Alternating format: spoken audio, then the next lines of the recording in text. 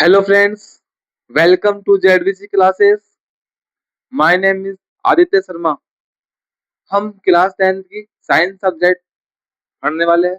Class 10 की science subject के अंदर हमारा अभी लाइफ प्रोसेस यूनिट है, वो रिमेनिंग में चल रही है.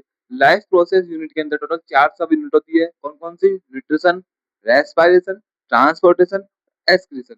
जिसके अंदर रेस्पिरेशन यूनिट हमारी जो सब यूनिट है रेस्पिरेशन, वो हमारी अभी रिमेनिंग में चल रही है. हमने लास्ट क्लास के अंदर रेस्पिरेशन सब यूनिट को स्टार्ट किया था. आज उसी रेस्पिरेशन यूनिट को आगे कंटिन्यू करने वाले हैं. हमने लास्ट क्लास के अंदर मैंने आपको लास्ट क्लास के अंदर रेस्पिरेशन यूनिट के अंदर बताया था कि ब्रीथिंग और रेस्पिरेशन में क्या डिफरेंस होता है. क्या बोला कि लास्ट क्लास के अंदर मैंने आपको बताया था कि ब्रीथिंग में और रेस्पिरेशन में क्या डिफरेंस होता है, वो मैंने आपको लास्ट क्लास के अंदर बताया था. ठीक है. और आज हम देखने वाले हैं टाइप्स ऑफ रेस्पिरेशन. क्या टाइप्स ऑफ रेस्पिरेशन देखने वाले हैं कि रेस्पिरेशन कौन कौन से टाइप है, वो आज मैं आपको समझाने वाला हूँ. ठीक है.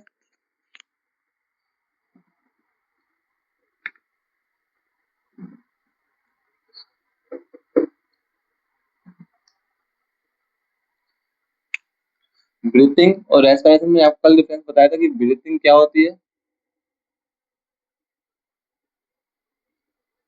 और रेस्पिरेशन क्या होता है.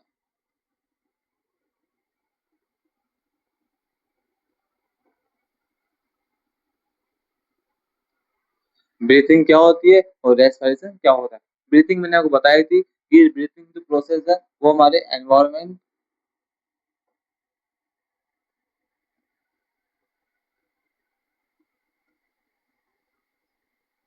और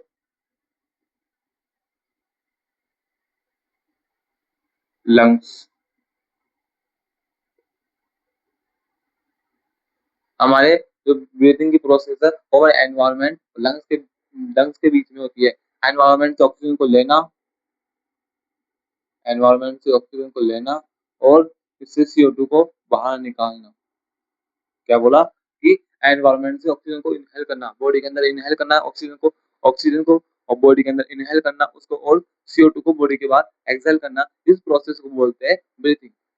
जो आपने अभी तक आपने 8 क्लास 9 क्लास में समझा था, अपनी लोअर क्लास के अंदर समझ के आपको किसी टीचर ने आपको बताया होगा कि फिर आपने कभी सुना होगा कि रेस्पिरेशन बोलते हैं सर इसको. तो सर ऑक्सीजन को बॉडी के अंदर लेना और CO2 को बॉडी के बाहर निकालना, इस प्रोसेस को बोलते हैं रेस्पिरेशन. नहीं, इस प्रोसेस को बोलते हैं ब्रीथिंग. ब्रीथिंग क्या होती है? ऑक्सीजन को बॉडी के अंदर इनहेल करना और CO2 को बॉडी के बाहर एक्सहेल करना, इस प्रोसेस को बोलते हैं ब्रीथिंग. ठीक है. तो सब रेस्पिरेशन किसे बोलते हैं सर? फिर रेस्पिरेशन किसे बोलते हैं? जैसे मैंने आपको बताया कि लंग्स में हमारे ये क्या है, ये हमारे लंग्स हो गए. आपने लंग्स का डायग्राम देखा होगा. ये क्या हमारे लंग्स है. ठीक है. लंग्स के बाद ये हमारा क्या है? डायफ्राम है. ये क्या है हमारा? डायफ्राम है. अब डायफ्राम है. अब मैं आपको एक ओरली डायग्राम बना के बता रहा हूँ. आपने देखा होगा कि हमारे ना बो, जो बॉडी के अंदर जो ब्लड का फ्लो होता है वो किसके अंदर होता है? ब्लड वेसल्स के अंदर होता है. क्या बोला? बॉडी के अंदर जो ब्लड का फ्लो होता है वो ब्लड वेसल्स के अंदर होता है. ब्लड वेसल्स होती है. जिस तरह पानी आपने देखा होगा कि अपने अपने घरों अपने गाँव के अंदर कि एक खेत से अपने घर के एक कोने से पानी को पीछे आप, या फिर एग्जाम्पल दूसरा लेते हैं हम, जैसे कि बरसात के टाइम बरसात के टाइम आपके छत के ऊपर पानी भर जाता है. आप छत के पानी को आप कैसे निकालते हो? पाइप के थ्रू नीचे निकालते हो. वो क्या है? पानी को निकालने के लिए पाइप होता है. उसी तरह बॉडी के अंदर ब्लड को एक जगह से दूसरी, एक ऑर्गन से दूसरे ऑर्गन, दूसरे ऑर्गन से तीसरे ऑर्गन, एक ऑर्गन की सेल से दूसरे ऑर्गन की सेल तक पहुंचाने के लिए क्या होता है? ब्लड वेसल्स होती है. क्या बोला? ब्लड को एक सेल से दूसरी सेल तक लेके जाने वाली कौन होते हैं? ब्लड वेसल्स होती है. उसी तरह जो लंग्स होता है वहां पे क्या है?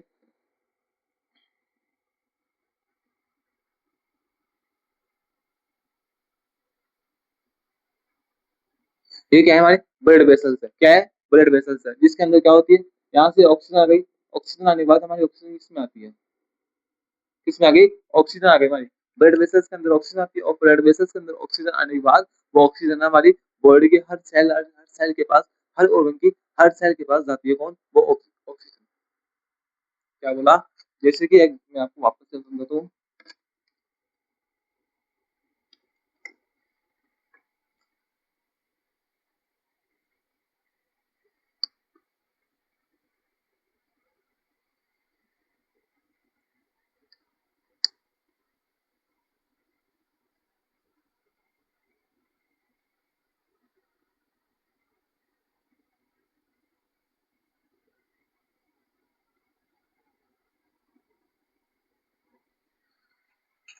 ये क्या है हमारा, ये हमारा लंग्स है, ठीक है। ये क्या है हमारा स्टोमच है, ठीक है।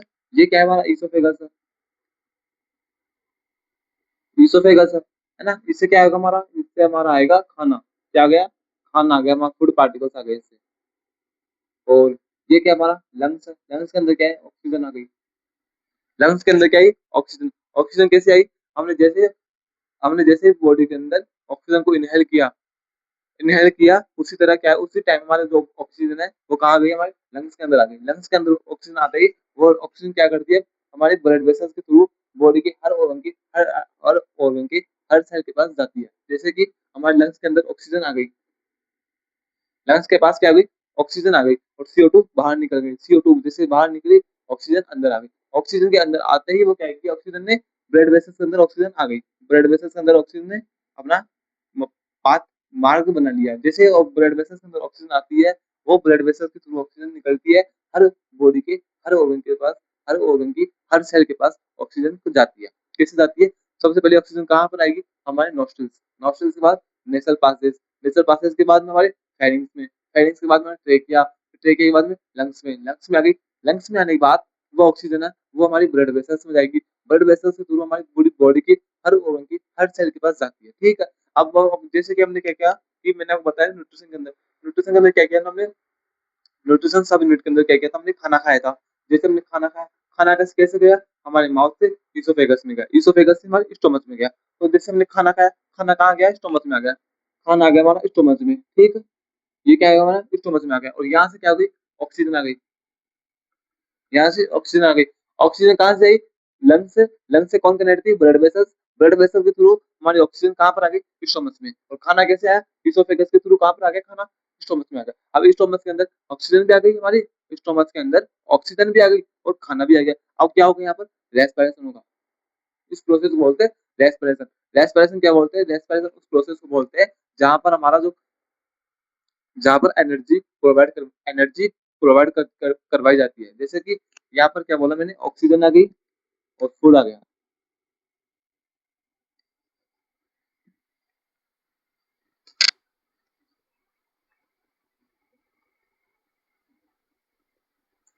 ऑक्सीजन प्लस फूड,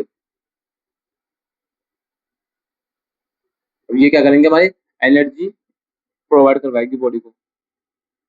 बॉडी को एनर्जी कब मिलती है, जब हमारे पास ऑक्सीजन और फूड दोनों प्रेजेंट होते हैं। ऑक्सीजन कहाँ से आता है, हमारे लंग्स से, हम लंग्स में ऑक्सीजन आ रही, लंग्स से ऑक्सीजन आने के बाद हमारी ब्लड वेसल्स के थ्रू ऑक्सीजन हर बॉडी की सेल के पास जाती है, ठीक है। खाना कैसे आया, माउथ से इसोफेगस, इसोफेगस से स्टोमच, स्टोमच से स्मॉल इंटेस्टाइन, स्मॉल इंटेस्टाइन से लार्ज इंटेस्टाइन में अंदर, और वहां से वेसल्स के थ्रू एब्जॉर्प्शन होने के बाद बॉडी के हर ऑर्गन के हर सेल के पास जाता है कौन, खाना, ठीक है। जैसे हमने एग्जांपल के तौर पर समझा कि जो खाना है वो हमारे स्टोमच में आ गया, और ऑक्सीजन है वो भी हमारे स्टोमच में आ चुकी है। अब खाना भी आ गया, ऑक्सीजन भी आ गई, कहाँ पर, स्टोमच के अंदर। अब क्या होगा यहाँ पर, रेस्पिरेशन की प्रोसेस होगी। क्या बोला, यहाँ पर क्या होगी, अब हमें क्या चाहिए, हमें चाहिए एनर्जी। अब एनर्जी कब मिलेगी, जब खाना और ऑक्सीजन दोनों मिलेंगे। जब ऑक्सीजन और खाना दोनों मिलेंगे तभी हमारी बॉडी के अंदर एनर्जी प्रोवाइड करवाई जाएगी, तभी हमारी बॉडी के अंदर एनर्जी की रिक्वायरमेंट होगी। जैसे कि अब स्टोमच आ गया, स्टोमच की एक सेल होती है, स्टोमच में सेल है, और उस सेल के अंदर क्या होगा, खाना भी आ गया और ऑक्सीजन भी आ गई। सेल के अंदर क्या आ गया, स्टोमच की सेल के अंदर खाना भी आ गया और हमारी ऑक्सीजन दोनों आ गई, ठीक है। अब दोनों आने के बाद वहां पर क्या होगा कि वहां पर रेस्पिरेशन प्रोसेस होगी। रेस्पिरेशन प्रोसेस का मतलब क्या है कि फूड और प्लस ऑक्सीजन दोनों मिलके हमें एनर्जी प्रोवाइड करवाएंगे। फूड प्लस ऑक्सीजन दोनों मिलके हमें क्या करवाएंगे, एनर्जी प्रोवाइड करवाएंगे। तो एनर्जी मिलती है, उसी प्रोसेस को बोलते हैं रेस्पिरेशन। क्या बोलते हैं, रेस्पिरेशन। अब मैंने क्या बोला है कि रेस्पिरेशन क्या है, रेस्पिरेशन वो प्रोसेस है जहां पर हमें एनर्जी प्रोवाइड करवाई जाती है, जहाँ पर केमिकल रिएक्शन होती है। केमिकल रिएक्शन होगी यहाँ पर, फूड होगा, फूड प्लस ऑक्सीजन, यहाँ से हमें क्या करना है, एनर्जी प्रोवाइड करवाना है बॉडी को। तो बॉडी को एनर्जी कब प्रोवाइड होगी, जब यहाँ पर कुछ रिएक्शन होगी, रिएक्शन कब से होगी, कुछ ना कुछ एंजाइम्स की रिक्वायरमेंट होगी। तो ये क्या है, एक रेस्पिरेशन हमारी बायोकेमिकल प्रोसेस होती है। रेस्पिरेशन हमारी एक बायोकेमिकल प्रोसेस होती है या फिर केमिकल प्रोसेस होती है। जबकि जो ब्रीथिंग है वो क्या है, हमारी फिजिकल प्रोसेस है। ब्रीथिंग हमारी फिजिकल प्रोसेस होती है, इसके अंदर किसी भी टाइप की कोई केमिकल रिएक्शन की रिक्वायरमेंट नहीं होती है। नॉर्मली हम ऑक्सीजन को बॉडी के अंदर इनहेल करते हैं और CO2 को बॉडी के बाहर एक्सहेल करते हैं। इस प्रोसेस को बोलते हैं ब्रीथिंग, इसलिए क्या है फिजिकल प्रोसेस होती है। जबकि रेस्पिरेशन है वो रेस्पिरेशन हमारी फिजिकल प्रोसेस नहीं होती है, वो हमारी बायोकेमिकल प्रोसेस होती है। रेस्पिरेशन क्यों? क्योंकि उसके अंदर क्या करते हैं हम ऑक्सीजन को बॉडी के अंदर आने के बाद वहां से क्या करते हैं उससे एनर्जी जैसे और ऑक्सीजन को बॉडी के अंदर आ चुकी है ब्रीथिंग प्रोसेस के थ्रू ऑक्सीजन बॉडी के अंदर आ गई, लंग्स के अंदर आ चुकी है, बट वहां से क्या करना है हमें एनर्जी लेना है। एनर्जी कब मिलेगी? जब ऑक्सीजन और खाना दोनों आपस में मिलेंगे तब हमें एनर्जी मिलेगी। एनर्जी मिलने के लिए क्या वहां पर क्या होगी? केमिकल रिएक्शन होगी, केमिकल रिएक्शन होगी। रेस्पिरेशन प्रोसेस है वो क्या है? बायोकेमिकल प्रोसेस होती है, जो मैंने आपको लास्ट क्लास के अंदर अच्छे से समझाने की कोशिश की थी।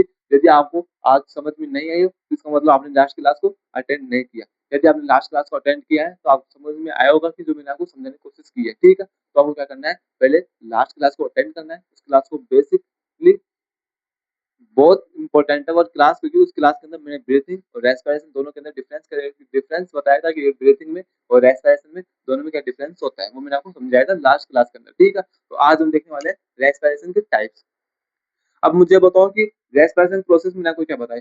रेस्पिरेशन की प्रोसेस मैंने आपको ये बताई कि ऑक्सीजन और खाना जब दोनों मिलेंगे तो हमें एनर्जी मिलेगी। तो अब ऑक्सीजन प्रोवाइड ऑक्सीजन आ भी सकती है और ऑक्सीजन नहीं आ सकती है। तो हम देखेंगे रेस्पिरेशन में टू कंडीशन, किसी के अंदर ऑक्सीजन प्रेजेंट होती है, किसी के अंदर ऑक्सीजन एब्सेंट होती है। जब ऑक्सीजन प्रेजेंट होगी तो क्या एनर्जी प्रोवाइड होगी हमें, जब ऑक्सीजन एब्सेंट होगी तो क्या एनर्जी प्रोवाइड होगी हमें, वो समझ रहे हैं हमें अब? ठीक है, तो इसको नोट्स में मेंशन कर लो, अब देखते हैं आगे।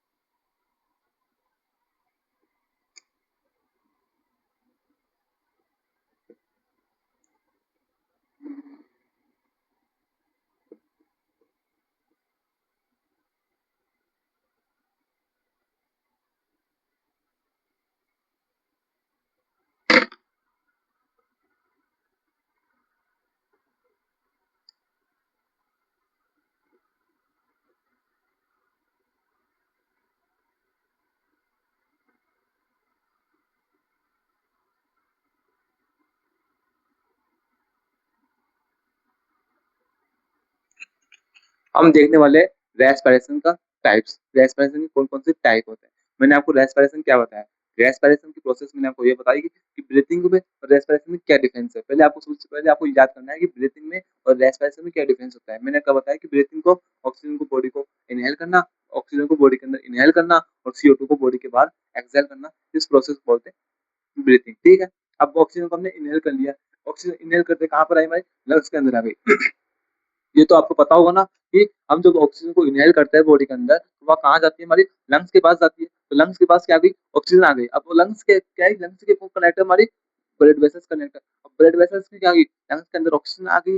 अब लंग्स में ऑक्सीजन आने के बाद वहां से क्या होगा, बॉडी के अंदर ऑक्सीजन का ट्रांसफर होगा किसके अंदर, ब्लड वेसल्स के अंदर। ब्लड वेसल्स के अंदर ऑक्सीजन जाएगी। ऑक्सीजन जाने के बाद बॉडी की हर ऑर्गन की हर सेल के पास हमें ऑक्सीजन को पहुंचाना है, तो वो ब्लड वेसल्स के थ्रू जाएगी। ठीक है। अब जैसे एग्जाम्पल के तौर पर मान लो कि मुझे ना अपने स्टोमच की सेल के पास खाना, स्टोमच की सेल को पास ऑक्सीजन को पहुंचाना है, क्योंकि स्टोमच से मुझे स्टोमच की सेल के पास है ना जो अपनी ऑक्सीजन को पहुंचाना है, तो ऑक्सीजन ब्लड वेसल्स के थ्रू कहाँ जाएगी, स्टोमच की सेल के पास चली गई। अब वहां से क्या हुआ, जैसे हमने खाना खाया, खाना इसोफेगस से खाना गया, इसोफेगस से खाना आने के बाद कहाँ गया, स्टोमच के अंदर। अब स्टोमच के अंदर हमारा खाना भी आ गया और ब्लड वेसल्स के थ्रू ऑक्सीजन भी आ गई। अब जहाँ पर ऑक्सीजन फूड, ऑक्सीजन भी और हमारा खाना दोनों प्रेजेंट होंगे, उस प्रोसेस को बोलते हैं एरोबिक रेस्पिरेशन।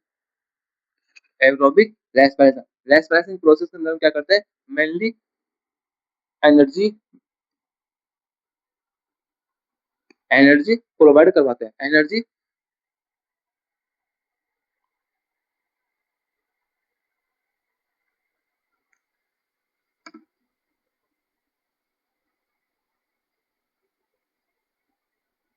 हम रेस्पिरेशन की प्रोसेस मानी मेनली इस, जो रेस्पिरेशन की प्रोसेस है उसका मेनली जो मेन पर्पस है, उसका मेन पर्पस ये है कि हमें एनर्जी प्रोवाइड करवाना है। अब एनर्जी कब मिलेगी, एनर्जी जब मिलती है जब हमें ग्लूकोज का ब्रेक डाउन करेंगे। ग्लूकोज का ब्रेक डाउन कब होता है, जब उसके पास ऑक्सीजन प्रेजेंट होगी। जब उसके पास ऑक्सीजन प्रेजेंट होती है, ऑक्सीजन प्रेजेंट होगी, उस प्रोसेस को बोलते हैं एरोबिक रेस्पिरेशन। जब उसके पास ऑक्सीजन एब्सेंट होगी, उस प्रोसेस को बोलेंगे हम एरोबिक रेस्पिरेशन। समझ में आया कि रेस्पिरेशन की प्रोसेस है, उसका जो मेन पर्पस है वो यही है कि उसको एनर्जी प्रोवाइड करवाना है। एनर्जी प्रोवाइड करवाना किसके रूप में, एटीपी के रूप में। ठीक है। अब एनर्जी प्रोवाइड कब होगी, जब उसके पास ऑक्सीजन प्रेजेंट होगी। ऑक्सीजन प्रेजेंट होगी कि फूड, हमारा जो ग्लूकोज क्या है, हमने खाना खाया, खाना खाते क्या हुआ, बॉडी के अंदर खाना गया। हमने जैसे रोटी खाई, रोटी के अंदर क्या है, स्टार्च है। स्टार्च को हमने जैसे ब्रेक डाउन किया, तो स्टार्च का ब्रेक डाउन करते ही, स्टार्च को ब्रेक डाउन किया, ब्रेक डाउन करने के बाद वो क्या हुआ, डाइसेकेराइड माल्टोज के अंदर कन्वर्ट हुआ। फिर उसके बाद कहाँ पर आया, स्टोमच के अंदर। स्टोमच के अंदर डाइजेशन की प्रोसेस नहीं होती कार्बोहाइड्रेट के मेनली, है ना। उसके बाद क्या हो गया, हमारे स्मॉल इंटेस्टाइन के अंदर कार्बोहाइड्रेट हमारा स्मॉल इंटेस्टाइन के अंदर गया, वहां पर क्या हुआ, कंप्लीट डाइजेशन हुआ किसका, कार्बोहाइड्रेट का। डाइजेशन होने के बाद एब्जॉर्प्शन होगा, एब्जॉर्प्शन होने के बाद एसिमिलेशन होगा, एसिमिलेशन होने के बाद मेटाबॉलिज्म होगा, मेटाबॉलिज्म होगा। अब मैं आपको कैसे समझाऊं,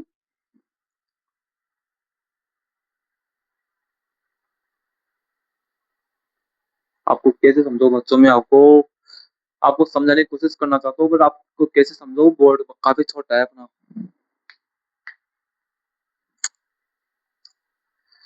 वापस से स्टार्ट करते हैं, इसको साफ करो।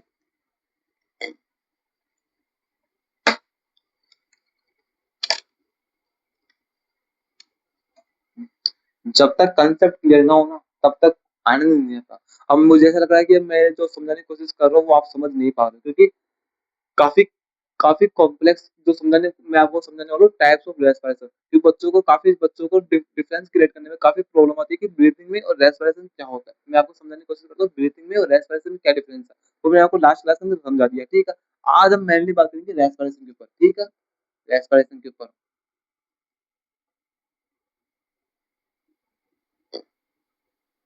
ठीक है।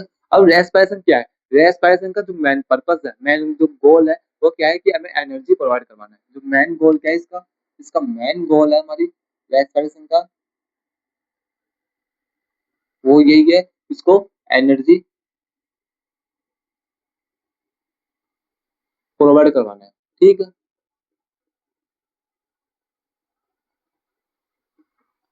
रेस्पिरेशन का जो प्रोसेस है उसकी मेन पर्पस यही है, मेन गोल यही है, इसको एनर्जी प्रोवाइड करवाना है। एनर्जी मिलती है किसमें, हमें एटीपी के रूप में। ठीक है, एटीपी की फॉर्म में हमें एनर्जी मिलती है। और जो रेस्पिरेशन है उसका मेन पर्पस हमें एनर्जी प्रोवाइड करवाना है बॉडी को। अब बॉडी को एनर्जी मिलेगी तभी तो हम काम कर पाएंगे। ठीक है। अब बॉडी को एनर्जी कब मिलेगी, जब हम खाना खाएंगे, जब हम खाना खाएंगे, जब हम खाना खाएंगे तभी हमारी बॉडी को एनर्जी मिलेगी। अब जैसे हमने खाना तो खा लिया, हमने दो रोटी खा ली, दो रोटी खाई तो सबसे पहले क्या होगा उसको ऊपर, जैसे हमने खाना खाया तो सबसे पहले इंजेक्शन।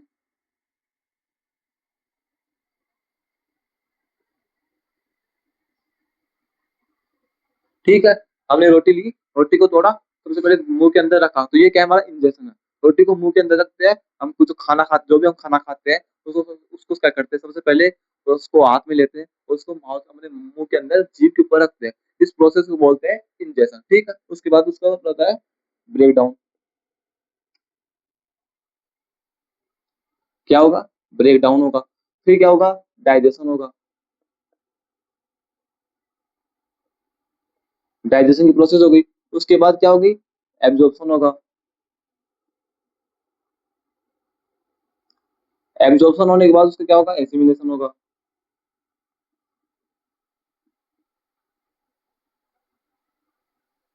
और एसिमिलेशन होने के बाद उसका होगा मेटाबॉलिज्म।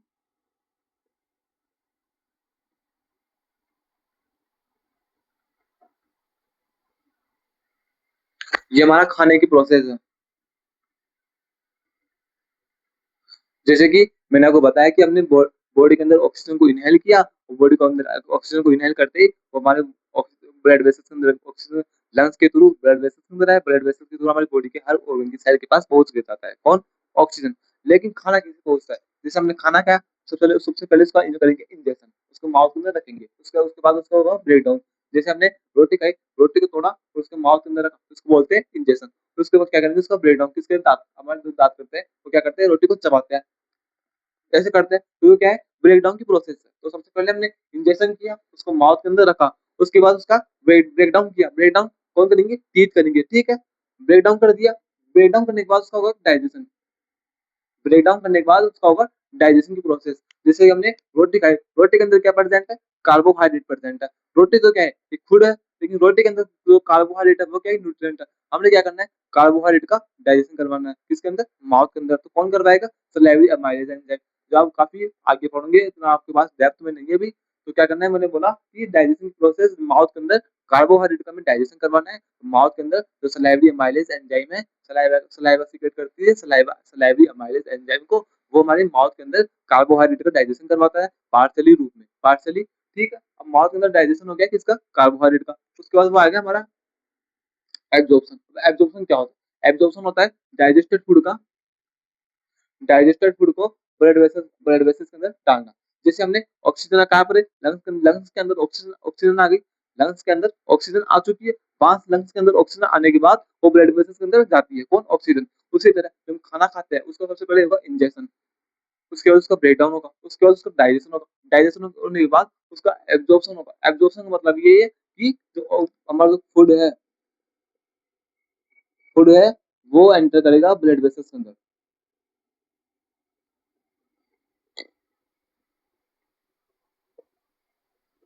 जो हमारा खाना है वो ब्लड वेसल्स के अंदर जब एंटर करता है, उस प्रोसेस को बोलते हैं एब्जॉर्प्शन। क्या बोलते हैं, एब्जॉर्प्शन।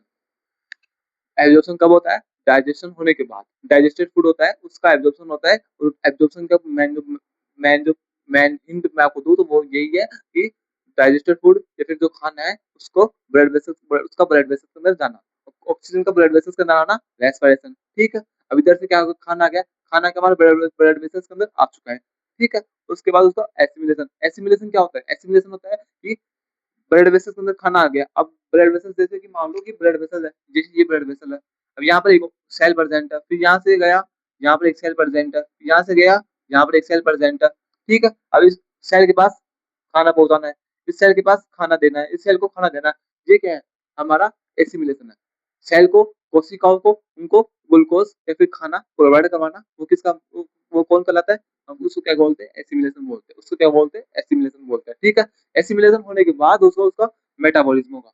एसिमिलेशन होने के बाद होगा मेटाबॉलिज्म। मेटाबॉलिज्म के अंदर क्या होता है, जो कोशिका के पास जो खाना पहुंच चुका है, कोशिका क्या करेगी, ऑक्सीजन की प्रेजेंस में, अब ऑक्सीजन कहाँ से, ब्लड वेसल्स के थ्रू, लंग्स के ब्लड वेसल्स के थ्रू हमारी ऑक्सीजन आ चुकी है सेल के अंदर। अब वहां से क्या, सेल के पास ऑक्सीजन आ गई, अब इधर से खाना आ गया सेल के पास, सेल के पास जैसे खाना आया, ऑक्सीजन प्रेजेंट आई और खाना आ गया, अब क्या करेगी सेल, रिएक्शन करेंगी, उस रिएक्शन को बोलते हैं रेस्पिरेशन।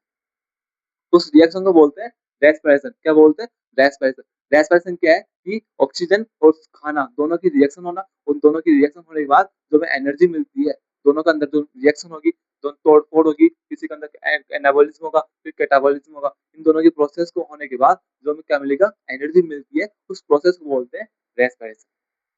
उस प्रोसेस को क्या बोलते हैं, रेस्पिरेशन बोलते हैं। हमने बॉडी के अंदर ऑक्सीजन को इनहेल किया, इनहेल करते वो गई हमारी लंग्स के पास, लंग्स के ब्लड वेसल्स के थ्रू हमारे ऑर्गन की सेल के पास चली गई, ठीक है। हमने खाना खाया माउथ से खाने के बाद, खाना खाने के बाद उसका सबसे पहले ब्रेक डाउन करेंगे, ब्रेक डाउन करने के बाद उसका होगा डाइजेशन होगा, डाइजेशन होने के बाद उसका एब्जॉर्प्शन, एब्जॉर्प्शन मतलब ब्लड वेसल्स के अंदर खाना डाला जाएगा, ब्लड वेसल्स में खाना डालते उस प्रोसेस को बोलते हैं एब्जॉर्प्शन।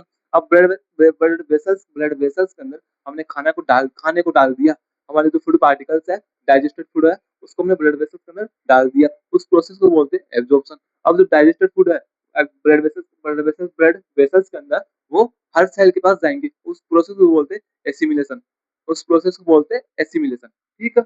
एसिमिलेशन हो गया, एब्जॉर्प्शन हो गया, डाइजेशन हो गया, ब्रेक डाउन हो गया, इंजेक्शन हो गया। अब मेटाबॉलिज्म क्या है, मेटाबॉलिज्म प्रोसेस का मतलब यही है कि वहां पर क्या होगा, रिएक्शन होगी सेल के अंदर, जिस प्रोसेस को बोलते हैं एनाबॉलिज्म, कैटाबॉलिज्म। और एनाबॉलिज्म कैटाबॉलिज्म मतलब कि aerobic anaerobic, aerobic anaerobic, oxygen की प्रेजेंट में और ऑक्सीजन की एब्सेंट में, इस प्रोसेस को बोलते हैं रेस्पिरेशन, ठीक है। तो ये कंप्लीट है जो मैंने आपको समझाने की कोशिश की है, मुझे पता है आपको समझ में नहीं आया, मैंने काफी स्पीड में समझाने की कोशिश की है। अब क्या करूँ, कोशिश तो पूरी की है मैंने, बट फिर भी समझ में ना आया हो तो चैनल क्लास को वापस देखना, थोड़ा स्लो करके देखना, तो समझ में आ जाएगा। मैंने काफी कोशिश करता हूँ कि धीरे धीरे समझाने की कोशिश करूँ, बट समझ में हो नहीं पाता है।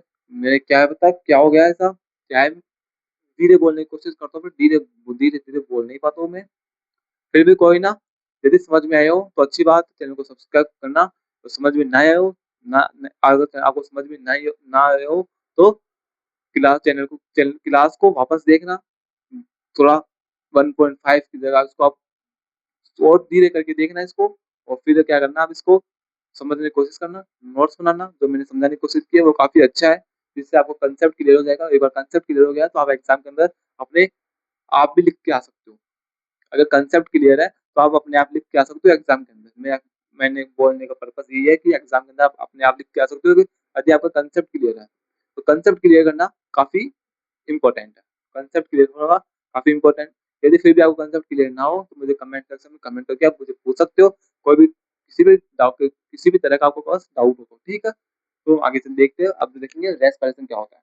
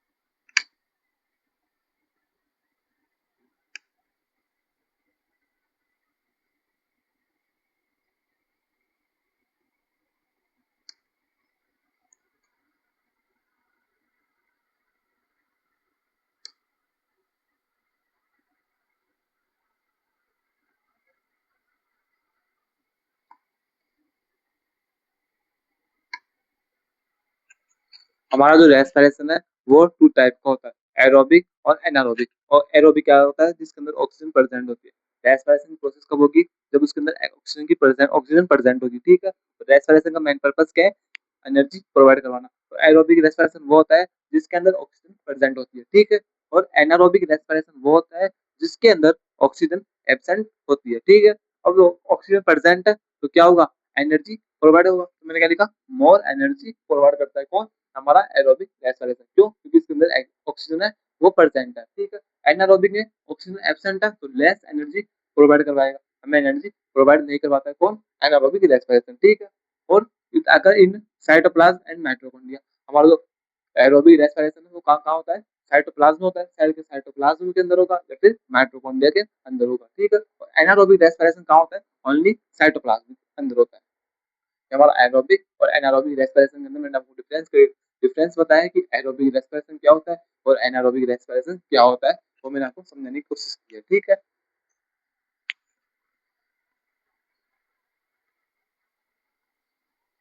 तो आज की क्लास है वो काफी लंबी हो चुकी है। हम मिलते हैं नेक्स्ट क्लास के अंदर, तब तक बने रहिए चैनल के ऊपर। और यदि क्लास आज की अच्छी लगी हो तो समझ में आई हो, चैनल को सब्सक्राइब, वीडियो को लाइक करना मत भूलना। और मिलते हैं नेक्स्ट क्लास के अंदर, समझेंगे कि एरोबिक रेस्पिरेशन क्या होता है और एनारोबिक रेस्पिरेशन क्या होता है, वो हम नेक्स्ट क्लास के अंदर समझेंगे, ठीक है। तब तक बाय बाय।